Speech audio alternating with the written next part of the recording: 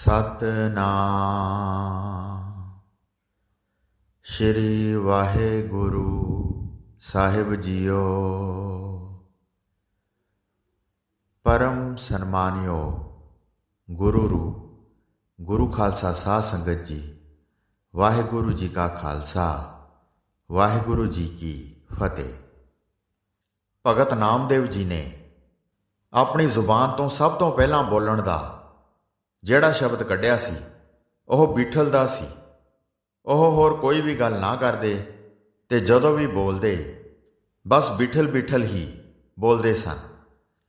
ਜਦੋਂ ਨਾਮਦੇਵ ਜੀ ਵੱਡੇ ਹੋਏ ਜਾਂ ਕਹਿ ਲਓ 3-4 ਸਾਲ ਦੇ ਹੋ ਗਏ, ਉਹ ਬਿਠਲ ਬਿਠਲ ਬੋਲਦੇ, ਨਾਲ ਨਾਲ ਨੱਚਣ ਵੀ ਲੱਗ ਜਾਂਦੇ ਤੇ ਪ੍ਰਭੂ ਦੇ ਰੰਗ ਵਿੱਚ ਕਿੰਨਾ ਚਿਰ ਮਸਤ ਰਹਿੰਦੇ।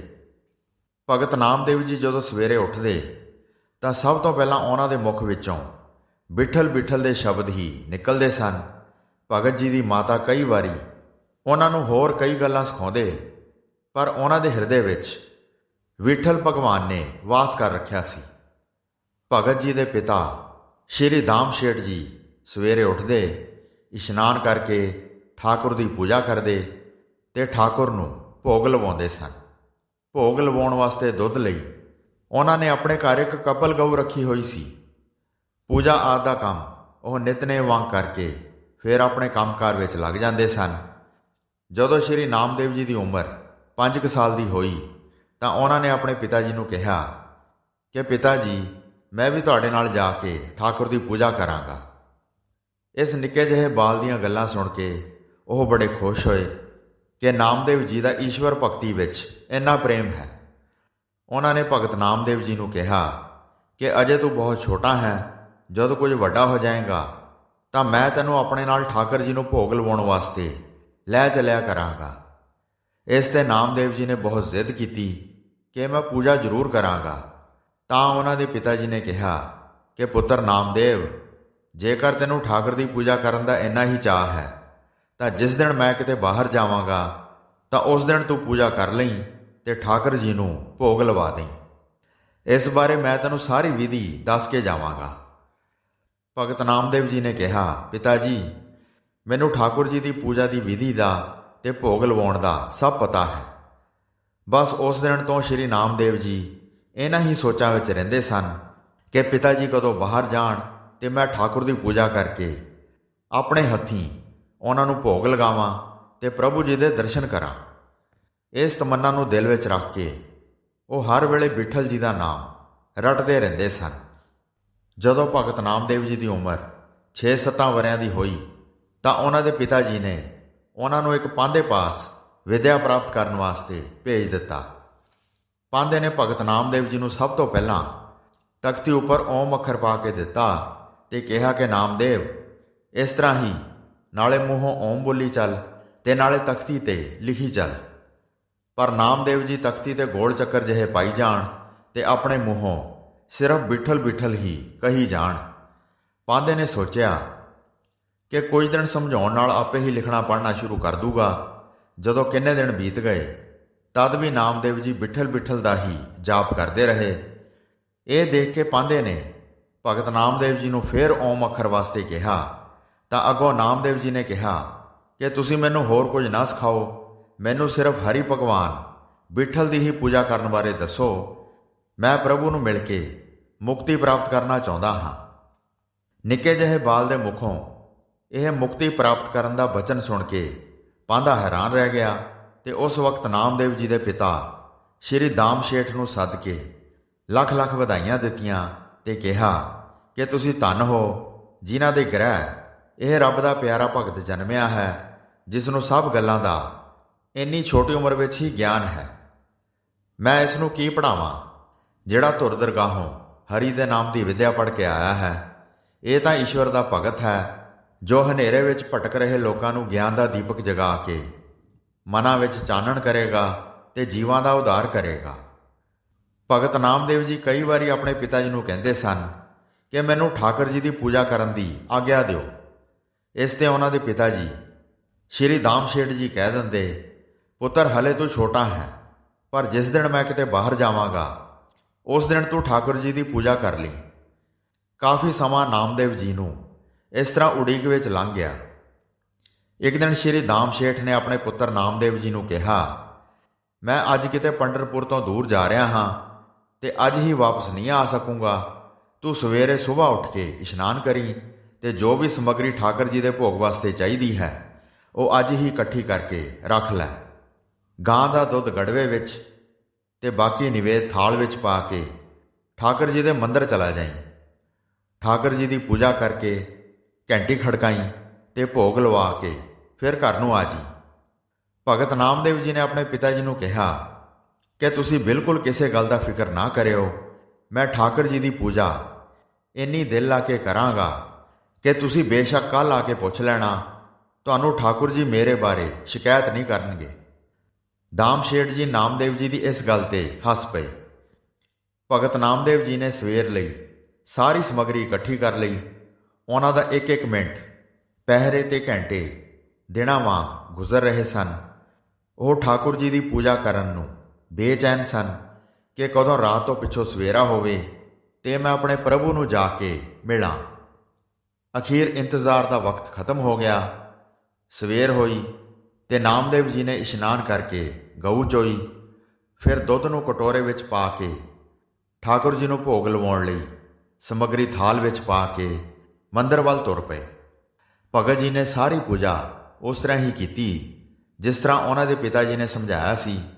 ਭਗਤ ਜੀ ਨੇ ਦੁੱਧ ਵਾਲਾ ਗੜਵਾ ਤੇ ਨਿਵੇਦ ਵਾਲੀ ਥਾਲੀ ਵਿਠਲ ਭਗਵਾਨ ਜੀ ਦੇ ਅੱਗੇ ਰੱਖ ਕੇ ਟੱਲੀ ਨੂੰ ਖੜਕਾਇਆ ਤੇ ਪ੍ਰਭੂ ਅੱਗੇ ਬੈਠ ਕੇ ਅੱਖਾਂ ਮੀਟ ਕੇ ਬੇਨਤੀ ਕਰਨ ਲੱਗੇ, ਹੇ ਪ੍ਰਭੂ ਜੀ, ਹੇ ਵਿਠਲ ਭਗਵਾਨ, ਨਾਥਾਂ ਦੇ ਨਾਥ, ਹੇ ਬੰਸਰੀ ਵਾਲੇ, ਮੈਂ ਤੁਹਾਡਾ ਸੇਵਕ ਤੁਹਾਡੇ ਵਾਸਤੇ ਦੁੱਧ ਤੇ ਨਿਵੇਦ ਲੈ ਕੇ ਆਇਆ ਹਾਂ ਤੇ ਤੁਹਾਡੀ ਭੇਟਾ ਵਿੱਚ ਰੱਖੇ ਹਨ। ਤੁਸੀਂ ਸਵੀਕਾਰ ਕਰੋ ਤੇ ਭੋਗ ਲਾਓ। ਭਗਤ ਨਾਮਦੇਵ ਜੀ ਨੂੰ ਇਹ ਨਹੀਂ ਸੀ ਪਤਾ ਕਿ ਉਹਨਾਂ ਦੇ ਪਿਤਾ ਜੀ ਪੂਜਾ ਕਰਕੇ ਆਪਣੇ ਹੱਥਾਂ ਨਾਲ ਹੀ ਦੁੱਧ ਤੇ ਨਿਵੇਦ ਠਾਕੁਰ ਜੀ ਦੇ ਮੂੰਹ ਨੂੰ ਛੁਹਾ ਕੇ ਘਰ ਲੈ ਜਾਂਦੇ ਹਨ। ਉਹ ਤਾਂ ਇਹ ਸਮਝਦੇ ਸਨ ਕਿ ਸਭ ਕੁਝ ਠਾਕੁਰ ਜੀ ਨੂੰ ਭੋਗ ਲਵਾ ਕੇ ਭਾਵ ਖਵਾ ਕੇ ਘਰ ਨੂੰ ਵਾਪਸ ਜਾਂਦੇ ਹਨ। ਕਈ ਲਿਖਾਰੀ ਇਸ ਨਾਲ ਸੰਬੰਧਿਤ ਕਰਕੇ ਲਿਖ ਦਿੰਦੇ ਹਨ ਕਿ ਭਗਤ ਨਾਮਦੇਵ ਜੀ ਪਹਿਲਾਂ ਹੀ ਰੋਜ਼ ਆਪਣੇ ਪਿਤਾ ਜੀ ਨਾਲ ਠਾਕੁਰ ਦੀ ਪੂਜਾ ਕਰਨ ਮੰਦਰ ਜਾਇਆ ਕਰਦੇ ਸਨ। ਉਹ ਆਪ ਹੀ ਲਿਖ ਕੇ ਉਸ ਵਿੱਚ ਗਲਤ ਨੁਕਤੇ ਪੇਸ਼ ਕਰ ਦਿੰਦੇ ਹਨ। ਇਹ ਤਾਂ ਘੱਟ ਤੋਂ ਘੱਟ ਦਿਮਾਗ ਰੱਖਣ ਵਾਲਾ ਆਦਮੀ ਵੀ ਸਮਝ ਸਕਦਾ ਹੈ ਕਿ ਜੇਕਰ ਨਾਮਦੇਵ ਜੀ ਪਹਿਲਾਂ ਤੋਂ ਹੀ ਆਪਣੇ ਪਿਤਾ ਜੀ ਨਾਲ ਪੂਜਾ ਕਰਨ ਲਈ ਆਉਂਦੇ ਹੁੰਦੇ ਤਾਂ ਉਹ ਵੀ ਪੂਜਾ ਉਸ ਤਰ੍ਹਾਂ ਹੀ ਕਰਦੇ ਜਿਵੇਂ ਉਹਨਾਂ ਦੇ ਪਿਤਾ ਜੀ ਕਰਦੇ ਸਨ। ਤੇ ਜੇਕਰ ਸਮਝ ਲਓ ਕਿ ਉਹਨਾਂ ਦੇ ਦਿਲ ਵਿੱਚ ਇਹ ਗੱਲ ਸੀ ਕਿ ਲਿਆਂਦੀ ਸਮੱਗਰੀ ਤੇ ਦੁੱਧ ਠਾਕੁਰ ਜੀ ਨੂੰ ਭੋਗ ਲਵਾ ਕੇ ਘਰ ਨੂੰ ਕਿਉਂ ਨਹੀਂ ਜਾਂਦੇ, ਅਰਥਾਤ ਸਭ ਕੁਝ ਵਾਪਸ ਲੈ ਜਾਂਦੇ ਹਨ, ਤਾਂ ਉਹ ਇਹ ਗੱਲ ਆਪਣੇ ਪਿਤਾ ਜੀ ਕੋਲੋਂ ਹੀ ਪੁੱਛ ਲੈਂਦੇ ਕਿ ਸਿਰਫ ਠਾਕੁਰ ਜੀ ਦੇ ਸਭ ਕੁਝ ਅੱਗੇ ਰੱਖਣ ਨਾਲ ਹੀ ਭੋਗ ਲੱਗ ਜਾਂਦਾ ਹੈ। ਸੋ ਇਹ ਕਹਿਣਾ ਗਲਤ ਹੈ ਕਿ ਭਗਤ ਜੀ ਆਪਣੇ ਪਿਤਾ ਜੀ ਨਾਲ ਪਹਿਲਾਂ ਤੋਂ ਹੀ ਮੰਦਰ ਵਿੱਚ ਪੂਜਾ ਕਰਨ ਲਈ ਜਾਂਦੇ ਸਨ। ਜਦੋਂ ਭਗਤ ਜੀ ਨੇ ਅੱਖਾਂ ਮੀਟ ਕੇ ਠਾਕੁਰ ਜੀ ਨੂੰ ਨਿਮਰਤਾ ਸਹਿਤ ਭੋਗ ਲਾਉਣ ਲਈ ਬੇਨਤੀ ਕੀਤੀ ਤਾਂ ਉਹ ਕੀ ਵੇਖਦੇ ਹਨ ਕਿ ਪ੍ਰਭੂ ਜਿਉਂ ਦਾ ਤਿਉਂ ਹੀ ਮੂਰਤੀ ਬਣਿਆ ਪਹਿਲੇ ਵਾਂਗ ਹੀ ਖਲੋਤਾ ਹੈ। ਭਗਤ ਜੀ ਨੇ ਫਿਰ ਬੇਨਤੀ ਕੀਤੀ, ਹੇ ਦੀਨਾਨਾਥ, ਜਗਤ ਦੇ ਪਾਲਣਹਾਰੇ, ਜੇਕਰ ਦਾਸ ਕੋਲੋਂ ਕੋਈ ਗਲਤੀ ਹੋ ਗਈ ਹੈ ਤਾਂ ਖਿਮਾ ਮੰਗਦਾ ਹਾਂ, ਪਰ ਮੇਰੀ ਇਹ ਤੁੱਛ ਜਿਹੀ ਭੇਟਾ ਸਵੀਕਾਰ ਕਰੋ। ਜਦੋਂ ਦੂਸਰੀ ਵਾਰੀ ਭਗਤ ਜੀ ਦੇ ਕਹਿਣ ਤੇ ਵੀ ਠਾਕੁਰ ਨੇ ਭੋਗ ਨਾ ਲਾਇਆ ਤਾਂ ਭਗਤ ਜੀ ਗੁੱਸੇ ਵਿੱਚ ਆ ਕੇ ਬੋਲੇ ਕਿ ਰਾਮ ਅਵਤਾਰ ਵਿੱਚ ਤੁਸੀਂ ਭੀਲਣੀ ਦੇ ਝੂਠੇ ਬੇਰ ਖਾਦੇ ਸੀ ਤੇ ਬੰਸੀ ਵਾਲਾ ਬਣ ਕੇ ਬਿਦਰ ਦਾ ਅਲੂਣਾ ਸਾਗ ਖਾਦਾ ਸੀ ਤੇ ਮੇਰੇ 2 ਵਾਰੀ ਬੇਨਤੀ ਕਰਨ ਤੇ ਵੀ ਤੁਸੀਂ ਭੇਟਾ ਕਬੂਲ ਨਹੀਂ ਕੀਤੀ, ਤਾਂ ਮੇਰੇ ਜੀਵਨ ਦਾ ਕੋਈ ਧਰਮ ਨਹੀਂ, ਮੈਂ ਆਪਣੇ ਪ੍ਰਾਣ ਤਿਆਗ ਦਿਆਂਗਾ। ਭਗਤ ਜੀ ਨੇ ਜਦੋਂ ਇਹ ਗੱਲਾਂ ਭਗਵਾਨ ਨੂੰ ਕਹੀਆਂ ਤਾਂ ਭਗਵਾਨ ਜੀ ਦੇ ਬੁੱਤ ਵਿੱਚੋਂ ਕਾਫੀ ਉੱਚੀ ਹੱਸਣ ਦੀ ਆਵਾਜ਼ ਆਈ ਤੇ ਫਿਰ ਭਗਵਾਨ ਜੀ ਬੋਲੇ, ਹੇ ਨਾਮਦੇਵ, ਮੇਰੇ ਹਿਰਦੇ ਵਿੱਚ ਆਪਣੇ ਪਿਆਰੇ ਭਗਤਾਂ ਦਾ ਹੀ ਵਾਸਾ ਹੈ, ਮੈਂ ਉਹਨਾਂ ਦਾ ਦਿਲ ਕਿਵੇਂ ਤੋੜ ਸਕਦਾ ਹਾਂ। ਜੇ ਪਹਿਲੇ ਸਮਿਆਂ ਵਿੱਚ ਮੈਂ ਆਪਣੇ ਭਗਤਾਂ ਦੀਆਂ ਭੇਟਾਂ ਲਿਆਂਦੀਆਂ ਵਸਤੂਆਂ ਨੂੰ ਗ੍ਰਹਿਣ ਕੀਤਾ ਹੈ ਤੇ ਹੁਣ ਮੈਂ ਤੇਰੀਆਂ ਵਸਤੂਆਂ ਨੂੰ ਵੀ ਬੜੇ ਆਨੰਦ ਨਾਲ ਭੋਗ ਲਾਵਾਂਗਾ। ਇੰਨਾ ਕਹਿ ਕੇ ਸਾਕਾਰ ਰੂਪ ਵਿੱਚ ਭਗਵਾਨ ਜੀ ਪ੍ਰਗਟ ਹੋਏ ਤੇ ਭਗਤ ਜੀ ਦੀਆਂ ਲਿਆਂਦੀਆਂ ਚੀਜ਼ਾਂ ਨੂੰ ਭੋਗ ਲਾ ਕੇ ਕਿਹਾ, ਨਾਮਦੇਵ, ਤੁਸੀਂ ਰੋਜ਼ ਹੀ ਮੇਰੇ ਖਾਣ ਪੀਣ ਦੀਆਂ ਵਸਤੂਆਂ ਲੈ ਕੇ ਆਪ ਆਇਆ ਕਰੋ ਤੇ ਮੈਨੂੰ ਭੋਗ ਲਵਾਇਆ ਕਰੋ। ਬਾਕੀ ਸਭ ਝੂਠੀ ਪੂਜਾ ਕਰਨ ਵਾਲੇ ਮੈਨੂੰ ਸਦੀਆਂ ਤੋਂ ਭੁੱਖਿਆਂ ਰੱਖ ਰਹੇ ਹਨ। ਉਸ ਵਕਤ ਭਗਤ ਜੀ ਨੇ ਬੜੀ ਖੁਸ਼ੀ ਨਾਲ ਇੱਕ ਸ਼ਬਦ ਦਾ ਉਚਾਰਨ ਕੀਤਾ ਜੋ ਸ੍ਰੀ ਗੁਰੂ ਗ੍ਰੰਥ ਸਾਹਿਬ ਜੀ ਵਿੱਚ ਵੀ ਦਰਜ ਹੈ। ਦੂਧ ਕਟੋਰੈ ਗੜਵੈ ਪਾਣੀ, ਕਪਲ ਗਾਏ ਨਾਮੈ ਦੋਹੇ ਆਨੀ। दूध पियो गोबिंदे राये, दूध पियो मेरो मन पति आए। नाही ता घर को बाप रिसाए रहाओ। सोयन कटोरी अमृत भरी, लै नामै हर आज्ञा धरी।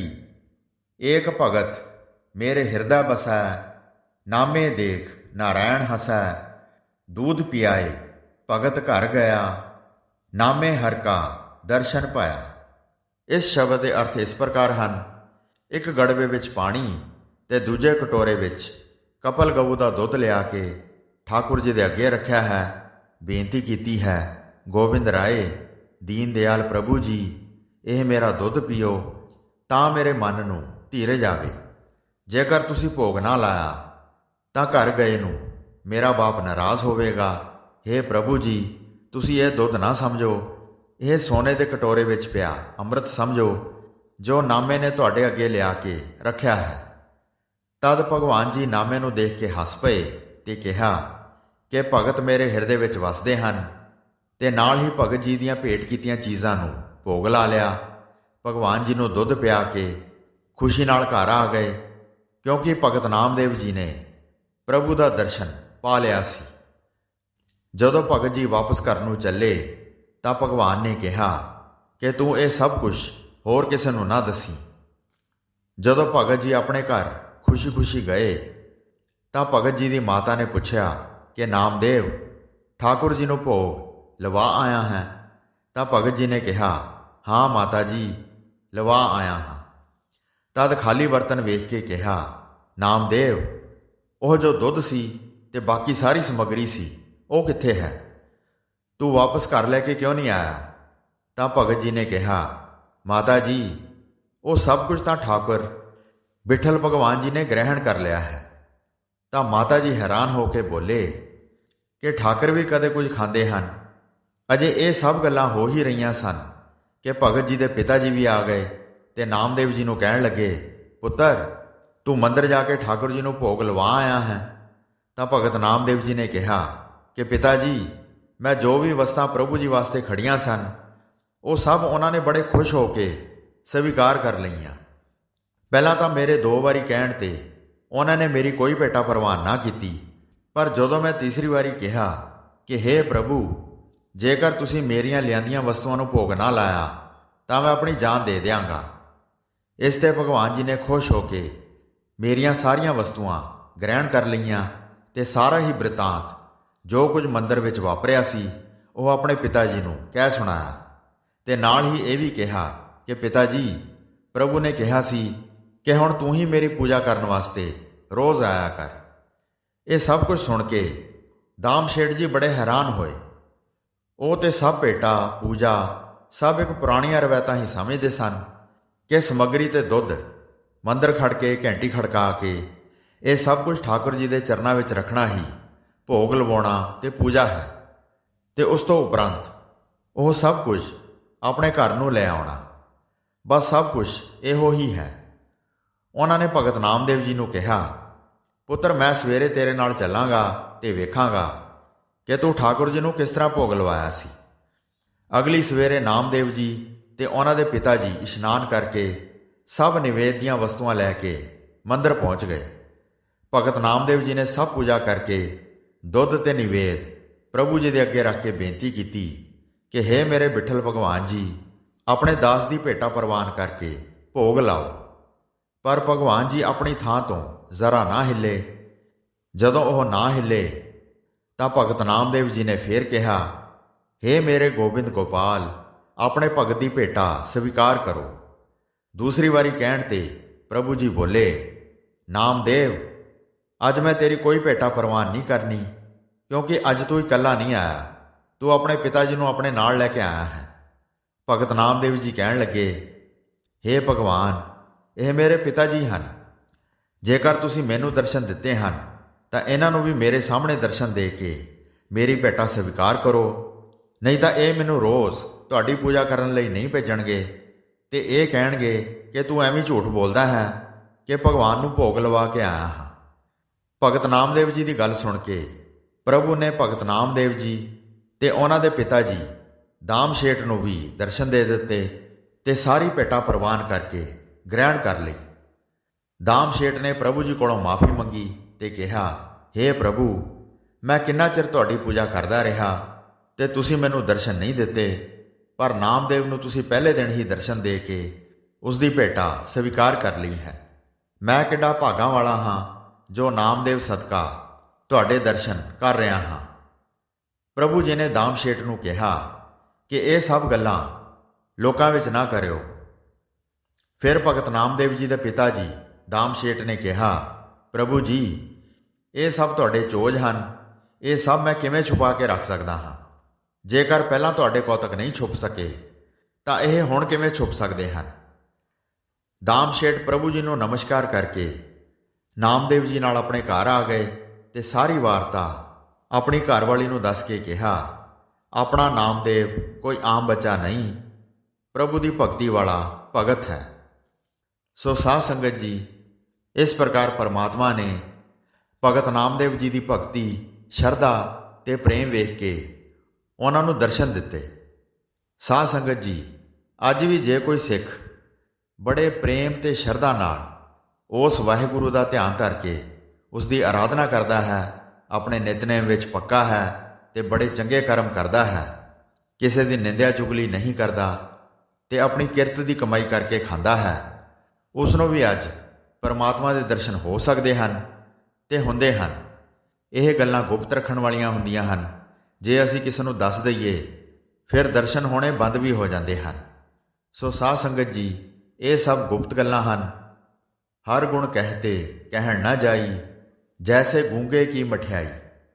ਪਰਮਾਤਮਾ ਦੇ ਦਰਸ਼ਨ ਹੋਣਾ ਇਹ ਉਹ ਸਵਾਦ ਹੈ ਜੋ ਦੱਸਿਆ ਨਹੀਂ ਜਾ ਸਕਦਾ, ਜੋ ਪਰਮਾਤਮਾ ਦੇ ਗੁਣ ਗਾਉਂਦਿਆਂ ਆਉਂਦਾ ਹੈ।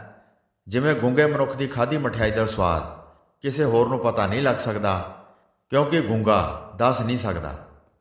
ਇਹ ਰਤਨ ਨਾਮ ਵਾਹਿਗੁਰੂ ਜਪਦਿਆਂ ਜੀਵ ਨੂੰ ਸੁੱਖ ਮਿਲਦਾ ਹੈ, ਸੁਣਦਿਆਂ ਕੰਨਾਂ ਨੂੰ ਸੁੱਖ ਮਿਲਦਾ ਹੈ ਤੇ ਚੇਤਦਿਆਂ ਚਿੱਤ ਨੂੰ ਸੁੱਖ ਪ੍ਰਾਪਤ ਹੁੰਦਾ ਹੈ। ਇੱਕ ਸਮਾਂ ਇਹੋ ਜਿਹਾ ਆ ਜਾਂਦਾ ਹੈ ਕਿ ਨਾਮ ਸਿਮਰਦਿਆਂ ਸਾਰੇ ਪਾਸੇ ਜਿੱਧਰ ਵੀ ਤੱਕਦਾ ਹੈ ਪਰਮਾਤਮਾ ਨੂੰ ਹੀ ਵੇਖਣ ਲੱਗ ਜਾਂਦਾ ਹੈ। ਹੋਈਆਂ ਭੁੱਲਾਂ ਚੁੱਕਾਂ ਦੀ ਖਿਮਾ ਬਖਸ਼ਣੀ ਜੀ। ਦਾਸ ਨੂੰ ਆਗਿਆ ਦਿਓ। ਵਾਹਿਗੁਰੂ ਜੀ ਕਾ ਖਾਲਸਾ, ਵਾਹਿਗੁਰੂ ਜੀ ਕੀ ਫਤਿਹ।